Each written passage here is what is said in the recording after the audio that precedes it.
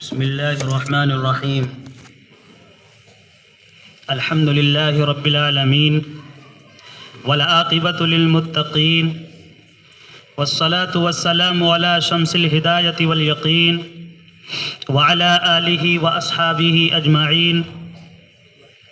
أما بعد، فقد قال الله تبارك وتعالى في القرآن الكريم: أعوذ بالله من الشيطان الرجيم، بسم الله الرحمن الرحيم، وما خلقت الجن والإنس إلا ليعبدون. صدق الله العظيم.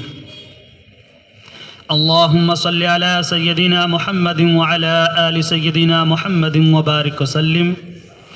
اللهم صل على سيدنا محمد وعلى آل سيدنا محمد وبارك وسلم.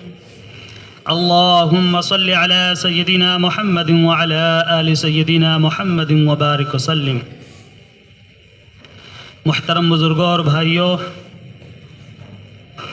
ہم اس دنیا کے اندر آئے ہیں تو ایک مقصد کے تحت آئے ہیں. دنیاوی زندگی کا ایک خاص مقصد ہے.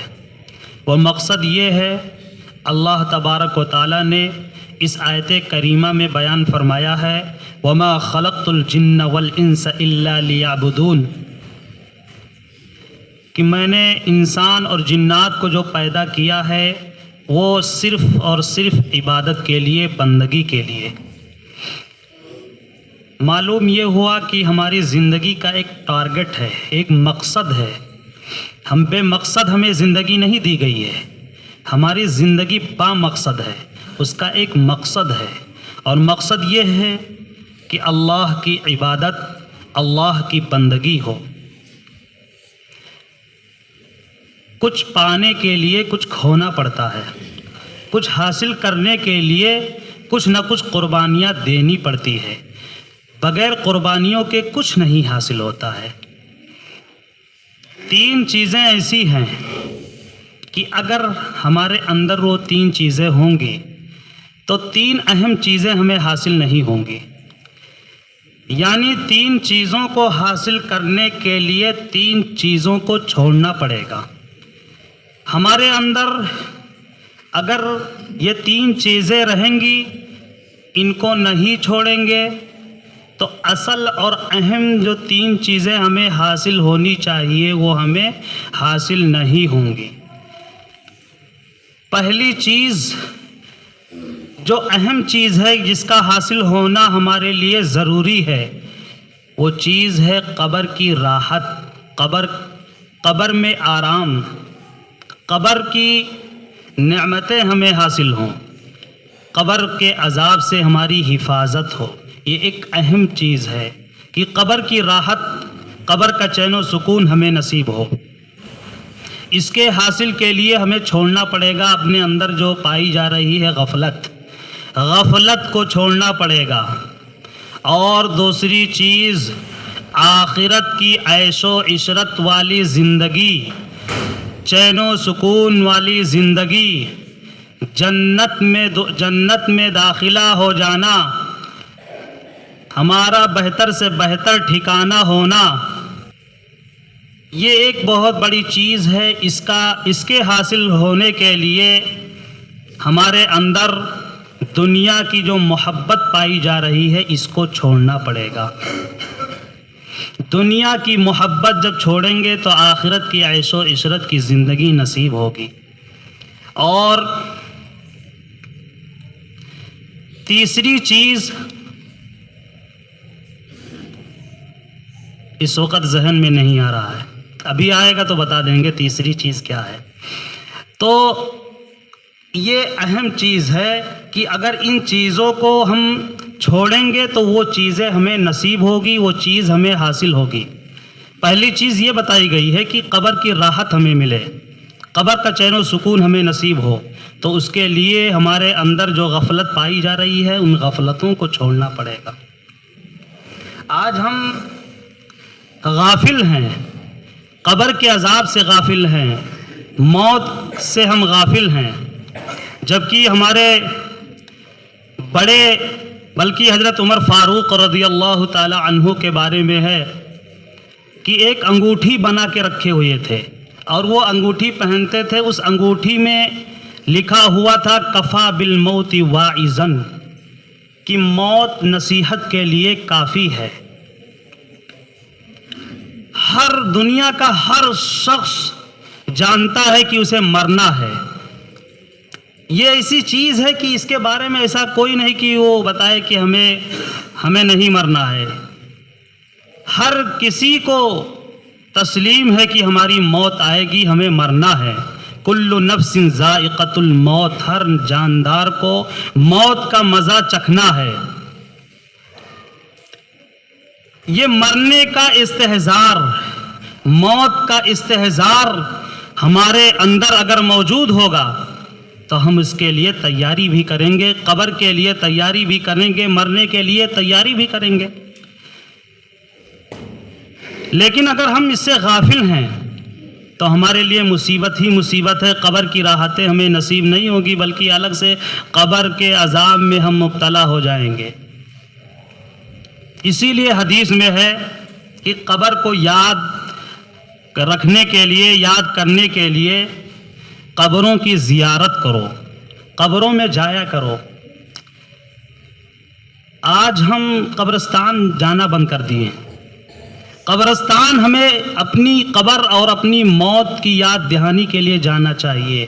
فزور القبور، کہ قبروں کی زیارت کرو، اس سے تمہیں تمہارے اصل ٹھکانے، اصل منزل کی یاد آئے گی کہ اصل ہماری منزل کیا ہے، ہمارا ٹھکانہ کیا ہے۔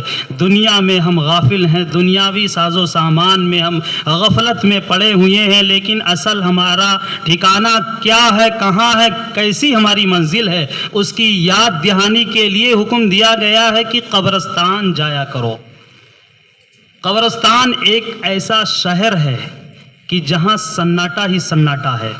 ذرا ہم جائیں تو قبرستان اس نیت سے کہ ہمیں اپنی منزل کا پتہ چلے، اس مقصد کے لیے کبھی قبرستان تو جائیں۔ وہاں جانے کے بعد کتنی نصیحتیں ہمیں وہاں ملیں گی، کتنے لوگ زمین کے نیچے لیٹے ہوئے ہیں جو بہت ہی بہترین، خوبصورت تھے، طاقتور تھے، بولنے کا ملکہ ان کو حاصل تھا، ان کی گفتگو کے آگے بڑے بڑے لوگوں کی زبانیں رک جایا کرتی تھیں۔ کتنے مالدار لوگ وہاں قبرستان میں، قبر زمین کے نیچے لیٹے ہوئے ملیں گے۔ کتنے اچھے لوگ، کتنی حکومت، سلطنت اور بڑے منصب اور اقتدار میں رہنے والے لوگ، قبرستان میں ہم جائیں تو ان سے ملاقات ہوگی کہ آج ان کی کیا حالت ہے، آج ان کی کیا پوزیشن ہے، آج قبروں میں لیٹے ہوئے ہیں، زمین کے اندر ہیں آج۔ اگر ہم اس نیت سے کبھی قبرستان کا سفر کیا کریں، سیر کیا کریں، اس شہر کا جو ہی خاموش شہر ہے، وہاں کوئی آواز ہمیں سنائی تو نہیں دیتی ہے، وہاں کوئی ہمیں کچھ نہیں کہے گا، وہاں کسی سے ہماری ملاقات نہیں ہو سکتی ہے، لیکن ہم اگر اس نیت سے جائیں تو ہمیں وہاں بہت سی آواز تصور سے سنائی دے گی، خیالات کے وادی سے سنائی دے گی کہ آج تم ہمارے پاس آئے ہو، ہمیں دیکھنے آئے ہو، ہمیں دیکھ لو ہماری حالت کو کہ ہم بھی دنیا کے اندر رہتے تھے، زندگی گزارتے تھے، لیکن آج ہماری حالت کیا ہے۔ آج ہم صرف قبر میں مٹی پہ لیٹے ہوئے ہیں، آج ہمارا کوئی پرسان حال نہیں ہے، کوئی ہمارا ساتھ دینے والا نہیں ہے۔ اگر اس نیت سے قبرستان کبھی ہم جائیں تو نصیحت تو پکڑیں کہ کتنے لوگ قبروں میں لیٹے ہوئے ہیں، ان سے نصیحت حاصل کریں۔ وہ بھی ایک دن ایک زندگی دنیا کے اندر زندگی گزارا کرتے تھے، آج وہ قبروں میں لیٹے ہوئے۔ اس نیت سے کبھی ہم جائیں تو ہمیں موت یاد آئے گی، قبر یاد آئے گی، اور پھر قبر سے ہم غافل نہیں ہوں گے۔ یہ غفلت جو ہمارے اندر پائی جا رہی ہے، یہ بہت بڑی چیز ہے۔ اسی غفلت کی وجہ سے ہم قبر کے لیے تیاری نہیں کر پاتے ہیں، جو اصل ٹھکانہ ہے، اصل منزل ہے۔ دنیا کے اے مسافر، یہ بہت ہی زبردست شعر ہے۔ دنیا کے اے مسافر منزل تیری قبر ہے، دنیا کے اے مسافر منزل تیری قبر ہے۔ مخمل پہ سونے والے مٹی میں سو رہے ہیں، کس پہ سوتے تھے، کہاں کیسی زندگی گزارتے تھے، آج وہاں مٹی میں سو رہے ہیں۔ اسی قبر کی پھر تیاری ہمارے اندر پھر موجود ہوگی کہ ہم قبر کی تیاری کریں. قبر کی تیاری بتلایا گیا تھا کہ ہم کچھ چیزیں ہیں کہ جس سے کریں تو ہماری قبر کے عذاب سے حفاظت ہوگی. سورہ ملک پڑھا کریں. سورہ ملک صبح اور شام پڑھ لینے سے قبر کے عذاب سے حفاظت ہوتی ہے. ہمارے اندر غفلت ختم ہوگی تو ہم اس کا نظام بنائیں گے, عمل کریں گے, پھر قبر کے عذاب سے حفاظت ہوگی. سورہ ملک پڑھنے میں کتنا وقت لگتا ہے؟ سورہ ملک پڑھ لیا کریں, قبر کے عذاب سے حفاظت ہوگی. اور جو سب سے زیادہ قبر کا عذاب جس کو ہوتا ہے وہ چغلی کرنے والے اور پیشاب کے چھینٹ سے نہ بچنے والوں کو قبر میں عذاب دیا جاتا ہے. اس سے ہم بچاؤ کریں. اب چغل خوری سے بچیں, غیبت سے بچیں, ایک دوسرے کے اوپر الزام تراشی سے بچیں, اور پیشاب کے قطروں سے, چھینٹوں سے خاص اپنے آپ کی بچاؤ کریں. پاک صاف رہیں, ناپاک نہ رہیں. اگر ناپاک ہو جائیں تو فوراً غسل کر لیں, پاک ہو جائیں, ہر دم پاک صاف رہیں. تو اس سے قبر کے عذاب سے حفاظت ہوتی ہے. یہ پہلی چیز ہے کہ اگر ہمارے اندر سے غفلت ختم ہو تو قبر کی راحتیں ہمیں نصیب ہوگی. اور دوسری چیز ہے حب الدنیا. دنیا کی محبت ہمارے دل کے اندر ہمارے اندر ہوگی تو آخرت کی عیش و عشرت کی زندگی نصیب نہیں ہوگی. دنیا کی محبت, دنیا میں ہمیں رہنا ہے لیکن دنیا کی محبت ہمارے دل میں نہ موجود ہو. بس دنیا کے اندر رہنے کی مثال دی گئی ہے کہ جیسے پانی والے جہاز سے کوئی سفر کرے تو اس کا جو اس کی منزل ہوتی ہے آگے جا کر کے اس کو سفر کر کے پہنچنا ہوتا ہے. بیچ میں جو جہاز پہ بیٹھا ہے وہ سفر کر رہا ہے تو وہ اگر کچھ خرابی آ جائے, جیسے مثال دی گئی ہے کہ پانی والے جہاز, جو پانی میں جہاز چل رہا ہے وہ پانی دنیا ہے اور جہاز اس کا ذریعہ ہے, اس سے اسے گزر رہا ہے. اگر اس کا دل ہے اور اس کا منزل جہاں اس کو جانا ہے, لیکن اگر وہ اسی پانی یعنی دنیا میں سمجھو زندگی گزار رہا ہے, پانی اگر جہاز کے اندر لیک ہو کر کے اندر چلا جائے, جہاز میں چلا جائے تو وہ کبھی اپنی منزل کو نہیں پا سکے گا, بلکہ بیچ ہی میں اس کا جہاز ڈوب جائے گا, وہ خود بھی ڈوب جائے گا. اسی طرح ایک مومن کا جو مقصد ہے, ایک منزل ہے, ایک ٹھکانہ ہے, اس ٹھکانے کے لیے سفر پر چل رہا ہے مومن.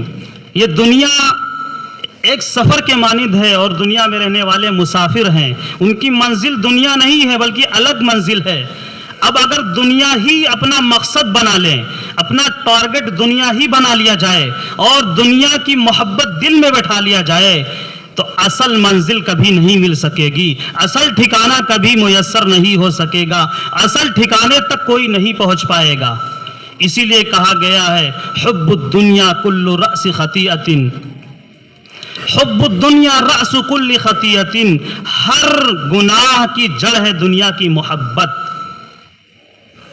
تو دنیا میں رہنا ہے لیکن دنیا کو اپنے آپ میں نہیں بسانا ہے. دنیا بس صرف منزل ہے, منزل کے لیے ایک ذریعہ ہے منزل تک پہنچنے کے لیے. آج ہم ذرا اندر اپنے گریبان میں جھانک کر دیکھیں کہ ہم دنیا میں کس طرح رہ رہے ہیں. آج ہمارا صبح کا اٹھنا, شام کا سونا, اور مطلب صبح سے شام تک, شام سے صبح تک جو ہماری فکریں ہیں, ہماری جو سوچ ہے, ہماری جو گفتگو ہے, ہماری جو باتیں ہیں, سب دنیا ہی کے لیے ہے, دکانداری کی فکر کے لیے ہے, بڑی بڑی جو دنیاوی چیزیں کے حصول کے لیے ہیں کہ آج ہمیں یہ مل جائے, آج یہ خرید لیں, آج وہاں جانا ہے, اس ہوٹل میں کھانا ہے, اور وہاں سنڈے کے دن گھومنے جانا ہے, اور تمام ان سے ملنا ہے, ان سے جا کر کے ملاقات کرنی ہے, وہاں سے اتنے پیسے لینا ہے. تمام محنتوں کا مقصد ثمرہ جو ہے ہمارا صرف دنیا ہی ہے. سب پوری فکر جو ہے دنیا ہی کے حصول کے لیے ہے, پوری فکر ہوتی ہے. اچھی بیوی ہمیں مل جائے، اچھا گھر مل جائے، اچھی کاریں ہماری ہو جائے، اچھا ہمارا سب کچھ بن جائے، کہیں کچھ بگڑے نہ، سب پوری سوچ ہوتی ہے کہ دنیا میں کچھ بچے نہ، سب ہمیں حاصل ہو جائے، بالکل فرعون اکبر بن جائیں، پوری حکومت مل جائے، سب کوئی چیز نہ بچے، کسی کو نہ ملے، سب ہم ہی کو مل جائے، یہ سوچ ہوتی ہے۔ لیکن جو ہمارا اصل مقصد ہے، اس مقصد کے لیے کبھی ہم نہیں سوچتے ہیں کہ ہمیں دنیا میں ہمیشہ نہیں رہنا ہے، بلکہ دنیا سے ہمیں منتقل ہو کر کے ایک دوسری دنیا میں جانا ہے، وہاں حساب و کتاب ہوگا، اور وہاں پھر ہمیں اصل ٹھکانہ ہمیں دیا جائے گا، اس کے لیے ہمیں کوئی تیاری نہیں کرتی ہے۔ کاش کہ ہم صبح اٹھ کر کے یہ سوچیں کہ آج ہم صبح کریں گے تو قرآن کی تلاوت سے صبح کریں گے، آج ہم نمازیں جو 5 وقت کی پڑھیں گے وہ تکبیر اولا کے ساتھ پڑھیں گے، ہم آج اوابین بھی پڑھیں گے، رات میں جب سوئیں گے تو تہجد کی نیت سے سوئیں گے کہ رات میں اٹھیں گے اور تہجد بھی پڑھیں گے، آج ہم دن اس طرح گزاریں گے کہ کسی کمزور کی اور کسی لاچار کی مدد بھی کریں گے، خدمت بھی کریں گے، کوئی کمزور ہوگا اس کے ہم کام آئیں گے۔ کاش کہ یہ ہماری سوچ ہو کہ کوئی بیمار ہوگا اگر اڑوس پڑوس میں محلے میں تو اس کی تیمارداری بھی کریں گے، اس کے کام آئیں گے اور اس کی مدد کریں گے، یہ ہماری سوچ بن جائے، اس سوچ کے نتیجے میں ہمیں اصل منزل، ہماری اصل ٹھکانہ ہمیں ملے گا۔ لیکن غفلت اتنی ہوتی ہے، ایک واقعہ لکھا ہے ایک صاحب سے، پیر ذوالفقار صاحب دامت برکاتہم العالیہ نے بیان کیا کہ انہوں نے ایک بوڑھے میاں کو سمجھایا کہ آپ ابھی تک نماز نہیں شروع کیے ہیں، نماز شروع کر دیجئے، نماز پڑھنا شروع کر دیجئے، کتنی زندگی بچی ہی ہے، ابھی آپ نماز نہیں پڑھ رہے ہیں۔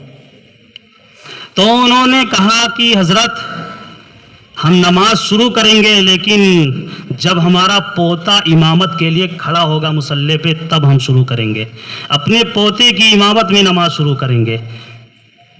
85 سال عمر کے بوڑھے کا یہ جواب، یعنی کتنی غفلت، وہ یہ سوچ رہے ہیں کہ ہماری زندگی تب تک رہے گی، کیا پتا کسی کو کب کوئی کیا مر جائے، ارے پوتا بڑا بھی ہو کہ نہ ہو وہ خود پہلے مر جائے، پھر بڑا ہو کر کے وہ حافظ بنے کہ نہ بنے، امام بنے کہ نہ بنے، اور حضرت خود بوڑھے میاں وہ زندہ رہے تب تک کہ نہ رہیں، لیکن امید لگائے بیٹھے اپنے پوتے کی امامت میں نماز شروع کریں گے۔ یہ خیالات ہوتے ہیں کہ ہم فلاں جمعہ سے شروع کریں گے۔ یہ جو وقت ہے، یہ جو دنیا کے لمحات ہیں، دنیاوی زندگی کے جو لمحات ہیں، یہ بہت ہی قیمتی ہیں۔ مرنے کے بعد سب سے زیادہ جس چیز کا افسوس ہوگا وہ اس چیز کا افسوس ہوگا کہ دنیا میں رہتے ہوئے ہم نے وقت کی قدر نہیں کی، وقت گزر گیا ہم نے اس میں کچھ کیا نہیں۔ سب سے زیادہ افسوس اسی وقت کا ہوگا جو ہم آج وقت برباد کر رہے ہیں۔ اس لیے دنیا میں رہتے ہوئے آخرت کی فکر کر لیں تو آخرت کے عیش و عشرت کی زندگی ہمیں نصیب ہوگی، آخرت میں کوئی پچھتاوا نہیں ہوگا۔ اور تیسری چیز تعلق باللہ ہے، یہ بہت اہم چیز ہے، اللہ تبارک و تعالیٰ سے تعلق، اللہ کی محبت، اس کے حصول کے لیے ہمارے اندر جو پائی جا رہی ہے نفس پرستی، نفس پرستی کو ختم کر لیں تو اللہ کا تعلق نصیب ہوگا، اللہ کی محبت اور اللہ کی معرفت ہمیں نصیب ہوگی، جو ایک ایمان والے کا مقصد اور ٹارگٹ ہے کہ اللہ ہمیں مل جائے، اللہ کا قرب ہمیں نصیب ہو جائے۔ تو اس کے لیے ہمیں اپنے نفس کو کچلنا ہوگا۔ یہ نفس ہمارا بہت بڑا دشمن ہے اور یہ اندر کا دشمن ہے۔ گھر کا بھیدی لنکا ڈھائے مثل مشہور ہے کہ جو اندر کا ہوتا ہے وہ زیادہ خطرناک ہوتا ہے بالمقابل شیطان کے۔ یہ نفس زیادہ شیطان سے بھی زیادہ خطرناک ہے، طرح طرح سے بہکاتا ہے، طرح طرح سے ورغلاتا ہے۔ شیخ بایزید بستامی رحمت اللہ علیہ سے ان کے مرید نے پوچھا، شیخ بتلائیے جنت میں ہم کیسے پہنچ پائیں گے؟ تو شیخ نے بتلایا کہ جنت بہت قریب ہے، جنت میں تم پہنچنا چاہے تو جنت تو بہت قریب ہے، صرف 2 قدم پہ ہے جنت۔ مرید نے تعجب سے پوچھا، حضرت یہ کیا فرما رہے 2 قدم پہ جنت ہے؟ تو شیخ بایزید بستامی رحمت اللہ علیہ جو اللہ کے ولی گزرے ہیں، انہوں نے فرمایا کہ جنت 2 قدم پر ہے، 1 قدم اپنے نفس پر رکھ لو، دوسرا قدم تمہارا جنت میں پہنچ جائے گا۔ یہ نفس اتنا خطرناک ہے کہ نفس کے سلسلے میں اللہ تبارک و تعالیٰ نے 7 قسم کھا کر کے فرمایا کہ کامیاب قد افلح من زکاہا، کامیاب وہ شخص ہے جو اپنے نفس پر کنٹرول کر لے، جو اپنے نفس پر قابو پا لے۔ والشمس وضحاہا، قسم ہے سورج کی، چاند کی، دن کی، رات کی، آسمان کی، زمین کی، نفس کی، 7 قسمیں اللہ تبارک و تعالیٰ قرآن عظیم الشان میں کھا کر کے فرما رہے ہیں قد افلح من زکاہا، کامیاب وہ شخص ہے جو اپنے نفس پر کنٹرول کر لے، اپنے خواہشات کو دبا لے۔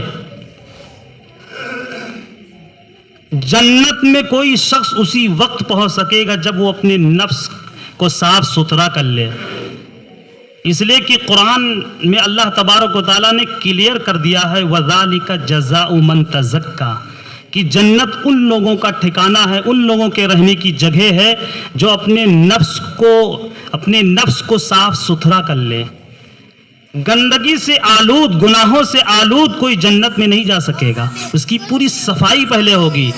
اگر دنیا کے اندر وہ اپنی صفائی نہیں کیا ہے تو قبر میں اس کی صفائی ہوگی، قبر میں صفائی نہیں ہوئی ہے تو آخرت میں اس کی، میدان محشر میں اس کی صفائی ہوگی، اس کی صفائی ہوگی۔ اگر نہیں ہو پائی اس کی تو جہنم میں اس کی صفائی ہوگی، لیکن جب وہ صاف ستھرا ہو جائے گا تب جا کر کے اس کو جنت دی جائے گی، جنت میں اس کا داخلہ ہوگا۔ بغیر صاف ستھرا نفس کی کوئی جنت میں نہیں جا سکے گا۔ تو نفس پرستی ہمارے اندر سے ختم ہو جائے۔ آج ہمارا سب سے بڑا رونا یہ ہے، ہم بھی اس میں داخل ہیں کہ ہم دوسروں کی فکر کرتے ہیں، پہلے ہم اپنی فکر کر لیں۔ دوسروں کی فکر بہت بہترین کام ہے، بہت اچھی چیز ہے، لیکن پہلے ہم اپنی فکر کر لیں۔ عالمی فکر سے پہلے کبھی ہم اپنے ذات کی فکر کر لیں، اپنے نفس کی فکر کر لیں، اپنے قدم کی فکر کر لیں، اپنے ہاتھ پاؤں پورے جسم کے اعضاء کی فکر کر لیں کہ ہمارا کنٹرول ہمارے کنٹرول میں ہے کہ نہیں ہے، ہمارا اٹھنا بیٹھنا جاگنا سونا چلنا پھرنا کھانا پینا یہ ہمارے کنٹرول میں ہے، شرعی اعتبار سے صحیح طور پر کام کر رہا ہے کہ نہیں کر رہا۔ اپنی فکر کر لیں، پہلے اپنے گھر والوں کی فکر کر لیں، اپنے بچوں کی، اپنے بہن بھائیوں کی فکر کر لیں، اپنے گھر کی فکر کر لیں، سب سدھر جائے گا معاملہ۔ لیکن ہمارا رونا تو یہی ہے کہ ہم دوسری کی فکر میں زیادہ پڑتے ہیں، دوسروں کے سلسلے میں زیادہ متفکر رہتے ہیں، مفکر ملت بن جاتے ہیں، مفکر اسلام بن جاتے ہیں کہ ہم سے بڑا مفکر کوئی نہیں ہے۔ پہلے ہم اپنی ذات کے مفکر بن جائیں، خود اپنے نفس کی فکر کر لیں کہ ہم صحیح ہو جائیں، اللہ سے دعا مانگیں اور اس کے لیے کوشش اور محنت کریں، پھر ہمیں کامیابی مل جائے گی اور اللہ کا تعلق، اللہ کا قرب، اللہ کی محبت، اللہ کی معرفت ہمیں نصیب ہو جائے گی۔ تو 3 چیزیں ہیں، 3 چیزیں ہم چھوڑ دیں تو 3 چیزیں ہمیں مل جائیں گی۔ سب سے پہلی چیز یہ ہے کہ ہم اگر دنیا کی محبت چھوڑ دیں تو آخرت کی عیش و عشرت کی زندگی نصیب ہو جائے گی، غفلتیں ہمارے اندر سے ختم ہو جائیں، قبر کے عذاب سے حفاظت ہو جائے گی، اور نفس کو کنٹرول میں کر لیں، اللہ تبارک و تعالیٰ کا قرب ہمیں نصیب ہوگا۔ اللہ